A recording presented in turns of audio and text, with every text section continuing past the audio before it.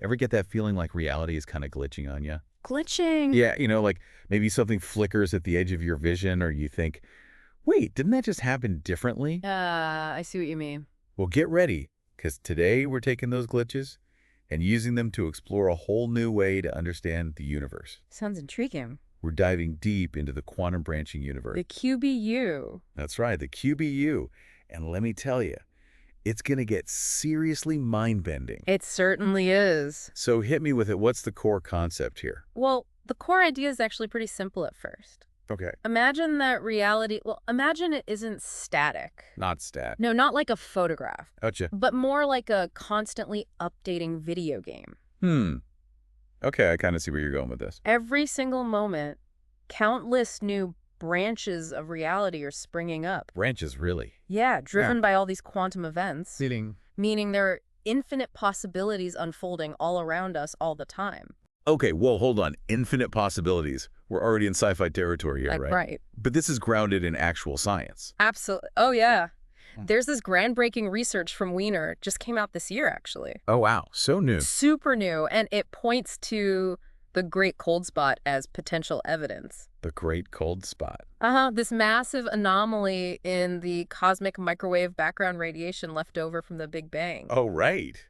It could actually be a trace of, like, a major branching event in the very early universe. Whoa, wait. So this isn't just some theoretical idea floating around. There might actually be physical proof of this out there in the universe. That's what's so exciting. Wow. And Wiener's research even proposes a specific rate for these branches to happen. Like a cosmic refresh rate. Yeah, exactly. A cosmic refresh rate, if you will. I like that. They call it gamma. Gamma. And it's a tiny number, like really tiny, about 1.89 by 1029 per second. Okay, so these branches aren't just happening every once in a while. It's happening constantly. All the time, everywhere, constantly. My brain is already doing backflips, trying to picture reality splitting every second into countless versions of itself. Yeah, it's a lot. Is there, like, any way to understand how this actually works? The mechanics of it all? There is, and it involves an equation. An equation. But don't worry, I promise I'll make it as painless as possible. Okay, good. The key is to understand that every branching event causes a teeny tiny change in temperature. Like a ripple spreading out. Yeah, exactly like that, a ripple effect. Okay. And the equation links this change in temperature to the branching rate, the volume affected, and of course, the speed of light. All right, hit me with the equation. You sure you're ready for this? Maybe. Let's see. Okay, well, it's actually pretty straightforward. AT Mavixihon. Okay, break that down for me. All right, so what you see, that's the change in temperature. Got it. That's our branching rate, remember? Right, the cosmic refresh rate. Yep. Then V, that represents the volume of space affected by the branching. Yeah. And then good old C, the speed of light. Of course. Gotta have that. Essentially, what this equation is saying is that the faster the branching happens... The more noticeable the change in temperature. Yeah, exactly. And also, the bigger the volume affected. So theoretically, if we could measure these tiny temperature changes, we could actually detect these branching events, like in real time. Precisely. Wow. And that's where observations like the Great Cold Spot become really important. Right. This massive area, a slightly lower temperature in the cosmic microwave background. Yeah. It could be a fingerprint left behind by one of those major branching events way back in the early universe. Okay, I think I'm starting to get the picture, but honestly, it feels like we've just stepped into the Matrix. Yeah, I can see that. Is all of reality just this constantly shifting, branching thing? That's a great way to put it. Really? It really is. And it's not just the everyday world we see. You know, remember that idea of the holographic universe? Oh, yeah. The one where our 3D reality is actually just a projection from information encoded on a 2D surface. Exactly, like a hologram. Right. Well, the QBU takes that concept and adds a whole new dynamic layer to it. Okay. Like, imagine that 2D information isn't just static, it's constantly branching and evolving, creating this continuous flow of 3D reality. So instead of a static hologram, we're talking about a movie. Yeah, like a movie. A constantly unfolding story driven by these quantum branching events. Yeah. My head is officially spinning. It's a lot to take in. It really is. But here's where it gets even more interesting. More interesting how? Especially as we start to consider what all of this means for us. For U.S. Yeah, for our own existence within this branching universe. Yeah. That's where the concept of consciousness comes in. I was just thinking about that. Oh, yeah. If reality is branching like this, Where does our consciousness fit into all of this? Are we branching too? Now we're getting to the heart of the matter. And that's where we'll pick things up in the next part of our deep dive. Can't wait.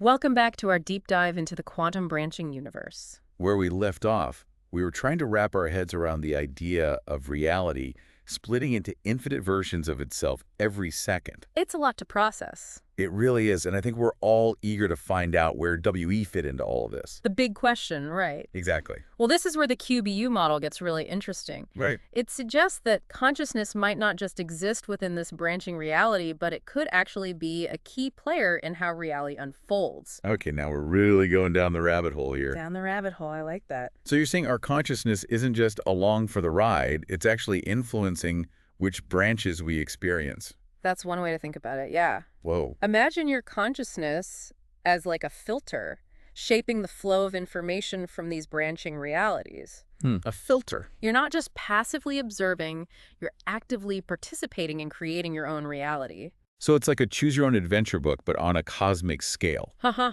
yeah, exactly. Every decision we make, every thought we have, is pushing us towards a specific branch of reality. Precisely. Okay, so this brings us to free will then, right? If reality is branching all the time, do our choices even matter? That's the million-dollar question. It is. If everything is already playing out somewhere in the multiverse, what does it matter what I do? Well, that's where the QBU model challenges how we traditionally think about things. Okay. It suggests that free will, well, maybe it isn't about having control over the universe, absolute control. Right. Maybe it's about navigating this constantly branching landscape of possibilities. No, my choices determine which path I take, which experiences I have. Exactly. Okay, I can see that. Think of it like a maze, a huge cosmic maze. A maze, all right. Every turn leads to a new set of possibilities. And your choices, well, they're like the map guiding you through this maze. Okay, that's a pretty cool way to look at it. And this idea, it actually connects back to what we were discussing earlier about the holographic universe. You mean how the QBU suggests the information encoded on that 2D surface is constantly branching? Exactly. Right, right. What if our consciousness, through the choices we make, is influencing how that information evolves? You mean like how it branches? Like we're not just characters in the story. We're actually helping write it. Exactly. We're co-authors, shaping the narrative. Okay, that's seriously blowing my mind. I know, it's a lot, but... But hold on, if all these choices are leading to different branches, what about the ones we didn't make? What happens to them? That's a great question. Do they just disappear? Not necessarily, no. This is where the idea of regret comes in. Regret, really? What if those other branches, those paths not taken, they still exist? They do. But if they still exist, where are they? Well, maybe they're simply inaccessible to our current awareness. So, there are countless versions of ourselves out there living out all the possibilities, including the ones we chose not to pursue. Exactly. And that's regret, knowing that they're out there, but we can't reach them. Maybe. Or maybe regret, maybe it isn't about dwelling on what could have been. What is it? It could be a recognition of just how vast reality is. This infinite potential that exists within the QBU. So regret is like a reminder that our choices really do matter. Yeah, because they shape the experience we have within this incredible tapestry of possibilities. That's a beautiful way to think about it. It is, isn't it? Takes away that sting of regret and replaces it with a sense of awe at the sheer scope of existence. Exactly. But it also raises another question. If there are countless versions of me out there, what does that mean for my soul? Now, that is a profound question. It is, isn't it? And it's one the QBU model really forces us to consider. So what are you saying? My soul is branching along with me? Maybe. Or is it something deeper? Something that connects all these different versions of you across the multiverse. You're saying there might be countless versions of my soul out there? That's a possibility? That's both terrifying and strangely comforting at the same time. It's definitely a lot to wrap your head around. It really is. But the thing is, the QBU model doesn't give us all the answers. Yeah, it just leads to more questions. But that's okay. It gives us a framework to start asking these bigger questions. Bigger questions about what? About the nature of reality, consciousness, even the soul. It's like we've gone from physics to philosophy to spirituality all in one deep dive. It has been quite a journey. It really have. But it's also incredibly exciting. The QBU model is still theoretical. Right. But it has the potential to revolutionize how we understand the universe. And our place within it. Exactly. So where do we go from here? What are the next steps in exploring all of this? Welcome back to the final part of our deep dive into the quantum branching universe. It has been quite a journey. It really has. We've covered so much, from the physics of branching to the philosophical implications for consciousness and the soul. It's a lot to process. It is. And now that we're wrapping things up, I'd love to step back and consider what this all means for how we actually live our lives. That's the important part, isn't it? It is. It's one thing to grasp the concepts, but it's a whole other thing to actually connect it to our lived experience. Absolutely. What does the QBU have to say about how we should live? Well, for me, one of the biggest takeaways is this sense of radical interconnectedness. The interconnectedness. The QBU suggests we're not isolated, we're part of this huge web of possibilities, constantly interacting with and influencing each other. So every choice we make creates ripples in this web. Exactly, creating new branches, new experiences for ourselves and others. So we're all connected across these different branches of reality, Precisely like a cosmic butterfly effect. where even the smallest actions can have huge consequences. Exactly. That's a lot of responsibility. It is, but it's also incredibly empowering. Empowering how? It reminds us that we're not just passive observers, we're active participants in how reality unfolds. Okay.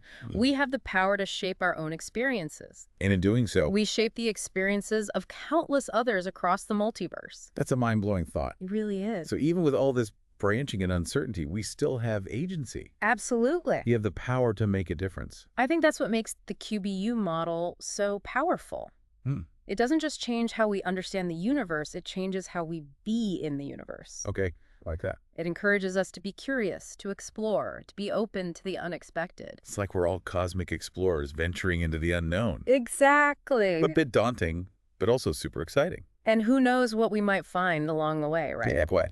New insights into consciousness, connections to other branches, maybe even glimpses of other versions of ourselves. Other versions of ourselves, wow. Living out those different possibilities. That would be incredible. It would, and it makes you wonder if we could connect with those other versions of ourselves. What will we learn from them? Right. Would they have any wisdom to share? Experiences to help us navigate our own path. That's the question, isn't it? And I don't think we have the answer. Not yet, anyway.